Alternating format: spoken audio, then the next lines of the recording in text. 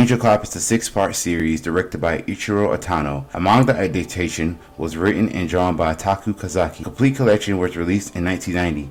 Angel Cop is licensed by Discount Media. Stream it on Amazon Prime and Retrocrush on your smart TV if you have it. It's free. All you have to do is rush. The series has many mixed reviews, but I'll get into that towards the end of the video. So without further ado, let's get into Angel Cop. The Japanese government made the Special Security Forces. They investigate any group that had any ties in any form of terrorism. They had law enforcement agents that had permission to be judge, jury, and executioner. The security forces investigate a missile bombing on the Japanese American embassy done by a group called the Red May. An agent named Raiden goes in to investigate, but he is ambushed by Red May lackeys until he is saved by his new partner, Angel. Later, one of the agents, Kawada, follows one of the conspirators. The chief, Taki, tells him to stay back for now and not to blow his cover. Meanwhile, Taki has to transport Takeshi Sumiya, exiled leader of the Red May that was caught and arrested in another country. Coming off the plane with Sumiya is his accomplice, Tachihara, a Japanese national. To the media, little is known about him. A bomb goes off and it looks like it was a diversion, and Tachihara takes someone hostage and demands to be released. Taki puts a tracking device on the helicopter that they escape. He feels that Tachihara is the mastermind. Later, they find a helicopter with a dead Sumiya. Raiden believes that Tachihara will attack the exchange. Raiden and Angel bicker on how to do the job, to whereas Angel mentions that she will risk the safety of a child to get the job done. Raiden was right, and they go after Tachihara, but he gets away, injuring Raiden, and tells Angel to go on without him. Tachihara jumps in the river while Angel pursues the others, but she pulls up to an explosion. Angel finds traces of blood and leads her to an alley where she sees a dark figure that looks like Elder Toguro. She deduces that he must have killed them. Raiden mysteriously disappears. Angel finds that the stock exchange attack was cleaned up by persons unknown. Tachihara plans to blow up the infrastructure of Tokyo if it's foiled by Agent Hack, and again, Tachihara has been recaptured and interrogated off the book. Angel is scolded by one of her co-workers by not caring about what happens to Raiden. Meanwhile, in an undisclosed location, the other Toguro lookalike sees a woman hooked up to some wires, almost looked like she was being programmed. The next day, several reports show that members of the Red May were all butchered in a similar fashion. They believe that a power vacuum is happening. Later, they respond to a call saying that the Red May hideout was bombed. They find the survivors and attempt to arrest them, but they were immediately killed by a girl in flames named Freya. Angel corners one of the terrorists until the Elder Toguro lookalike kills him. He then tells Angel that they are on the same side. They are then attacked by another unknown, and it is revealed that he is Raiden, converted into a cyborg. Raiden flees and Angel goes after him. Meanwhile, Taki talks with Tachihara. Taki demands who are the people systematically killing the Red May. Tachihara then informs them that they were called hunters. The people who are sponsoring the Red May want the Japan government to fall so they can control the world. Raiden and Angel fight, and then he knocks her out. When she comes to, she is greeted by a man named Ichihara who met with Taki earlier in the show, is one who gave Raiden his cybernetic body. Ichihara makes the same offer to Angel and allows her to take it over. Taki lies to Superior on the whereabouts of Tachihara. He is then told to drop the case. He then requests information on the program on H-File. His superior mistrustfully tells him that he's never heard of it. His superior takes the bait and has his phone call recorded. It is revealed that Tachihara is working for them and has ties to a big conspiracy and have the H-Files protected by any means, so they will have every special security agent killed. Kawada narrows down an illegal toxin waste dump in Hokkaido. Kawada, Hacker, and Peace make their stand and create a diversion and buy some time. The hunters use the order of the execution of the special security agents as the opportunity to serve their interests. Taki confronts Ichihara and said that if he hadn't enhanced Raiden, he would have died. Raiden comes in and says that he volunteered on his own free will. The SWAT teams attack the special security forces building. So far, the traps that the agents set work and use every weapon to their disposal to escape. Kawada instructs Hacker and Peace to head towards Ichihara's place with Tachihara. Kawada wants to just talk with the hunters and not fight. Freya comes in and warns them to leave, that their leader, Lucifer, is coming to kill them. The other Toguro lookalike, okay, his name is Asura, tries to stop Lucifer from killing Kawada, but Lucifer is too strong and kills Kawada. Freya and Asura are defected and teleports away. Moments later, they meet with Taki and Angel to let them know that the coming danger and want to join forces to stop Lucifer. Angel runs off to see if she can intercept them before Lucifer. Lucifer catches up to Hacker and Peace. Peace wants to buy some time for Hacker to escape, but for some reason he does not. Lucifer kills Peace and Tachihara while she monologues to Hacker. Angel shows up and sees Hacker being controlled by Lucifer. He arms a grenade and kills himself. Angel, Freya, and Asura begin to fight Lucifer. The three-way battle was a stalemate until Lucifer kills Freya. Angry, Asura levitates a fuel truck and Angel fires it, blowing it up. The recoil of her arm, and Asura manages to get them to escape. Later, Asura reveals some exposition that they were part of the military. They left it, and it seems that Lucifer was still taking orders from them somehow. Taki then leaves and asks Angel to look after Ichihara due to him being the only lead to H-Trial. The military plans a full assault on Ichihara's facility, but he's not worried. He unleashes Raiden upon them, and so far it is one-sided.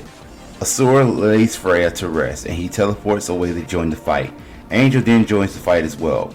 Asura then saves Ichihara from being murdered.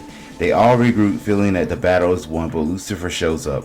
Raiden patches himself up and goes out to intercept alone, but Angel wants to back him up, but Raiden says she'll get in the way.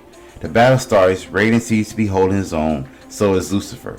Ichihara goes over the data and her power is increasing, and now he believes that not even Raiden can stop her. Raiden proves to be formidable and starts to have her on the defensive by breaking her arms and actually penetrating her skin with a gun. Even though Lucifer has sustained 80% damage, Raiden's life support system will keep him out for hours and will be at Lucifer's mercy. All out of options, Angel grabs whatever weapons are available, and Asura is going to help as well. The final fight begins as Angel heads to the battlefield. She takes a shot at Lucifer with one of the special weapons that Ichihara equipped her with and blinds her. She quickly escapes from Angel's sight. Asura then puts in a few hits on Lucifer, but she escapes yet again. Angel finds Raiden and she has given him replacements for his cybernetic enhancements, and he will be as good as new. In a matter of moments before she leaves him, she kisses him. Ichihara is having trouble finding Lucifer due to finding no trace of her vitals. He's assumed she's dead and instructs Angel to find her. Ichihara tells Asura not to pursue Lucifer because Asura is exhausted both mentally and physically. But he doesn't care. He will see to it that Lucifer pays for what he did to Freya, even if it comes to him dying as well. Asura meets up with Angel, saying that she will need all the help she can get because Lucifer can be back at full strength in less than 30 minutes. Angel gives Asura a nutrition pill, but he doesn't want to take it. Angel tells him that he can die at his own free will later. Right now he is needed. Lucifer is hooked up to a generator, replenishing her power. Meanwhile, Chief Taki is in his own mission and confronts Masaki, his superior, on being behind the Red May and the H-File. Masaki reveals that the whole reason behind everything is money. Taki then shoots him and leaves him for dead until he gets back up and shoots Taki in the back, revealing they both had on bulletproof vests. Taki figures out that it's not the real Masaki, but it was the presumed dead Togawa that Angel previously killed. But Togawa said that was his double, and Masaki is hidden in a safe location. He then shoots Taki in his arms and legs, disarming him. Togawa wants to keep Taki alive because they want to question him on how much he knows about the H-File. Lucifer takes over the generator and kills Ichihara from his lab. Asura confronts Lucifer and starts to shoot at her, but it doesn't work. She then attempts to kill Asura until Angel comes in and saves him. She then proceeds to sever Lucifer's connection with the generator, but Asura tells her that Lucifer is not dead yet. Asaka interrogates Taki, feeling that they have no evidence left, and asks him if he's ready to talk yet. The truth serum takes effect and Taki spills the beans. Togawa tells Taki that he found out everything too little too late. However, Taki informs that they've known for some time. He says that good will always prevail over evil, and every dictator villain will soon be messed over. Angel has Lucifer on the ropes, and Lucifer pushes back. Lucifer shows that she is ever manipulated by Masaki, saying that Taki is the traitor and needs to be punished. As Lucifer begins to rape Angel's mind, I'm not kidding, that is actually one of Lucifer's abilities. Then her arm is severed by Raiden, saving Angel.